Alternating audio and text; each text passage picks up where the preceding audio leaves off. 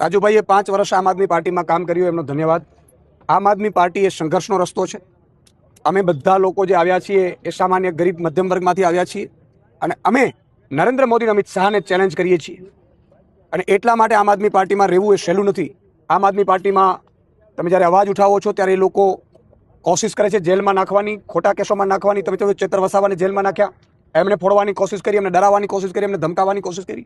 અમને બધાને જેલમાં નાખ્યા હતા, અમને પણ ડરાવવાની કોશિશ કરી હતી કે તમારા ઉપર કેસ થશે, તમને જેલમાં નાખી દેવામાં આવશે, ફરીથી બીજો કેસ થશે. મેં સાંભળ્યું છે રાજુભાઈ ઉપર પણ અલગ અલગ કેસો હતા, એમને ડરાવવાની કોશિશ કરી. ભાજપે હળદરમાં એટલું અત્યાચાર કર્યું, રાજુભાઈ, અમારા પ્રવીણ રામ, રાજુ બોરકતરિયા, પિયુષ પરમાર ઉપર, રમેશ મેર ઉપર, અને તમામ નાગરિકોને, ખેડૂતોને ઘરમાંથી ઘૂસી ઘૂસીને ભાજપે માર માર્યા. એટલે ભાજપને વિરુદ્ધ આખો ગુજરાતમાં માહોલ થઈ ગયો હતો કે ભાજપ તો અંગ્રેજોથી બદ્ધર છે.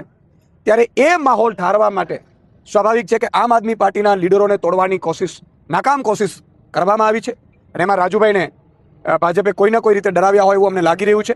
અને એટલે રાજુભાઈએ આમ આદમી પાર્ટી છોડી છે. અને આગામી સમયમાં મને લાગે છે કે ભાજપ હંમેશા જે પણ લીડરો ઊભા થાય, હાર્દિક પટેલ ઊભો થયો હતો પાટીદાર અનામત આંદોલનમાંથી, પાટીદારોનો હીરો બન્યો, ત્યારે ભાજપને ખબર પડી એટલે એનો કેરિયર ખતમ કરવા માટે હાર્દિક પટેલને ભાજપમાં લઈ ગયા, એને ખતમ કરી દેવામાં આવ્યો. ત્યારે હાર્દિક પટેલ પાસે 2 માણસો ઊભા નથી રહેતા બિચારા પાસે.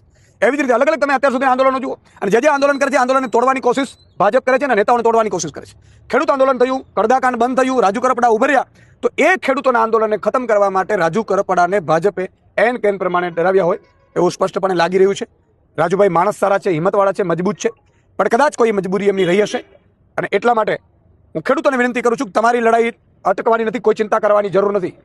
પહેલાં પણ કહું છું, આજે પણ કહું છું, ટાઈગર અભી જિંદા હે. અને ઘણા લીડરોને આપણે તૈયાર કરવાના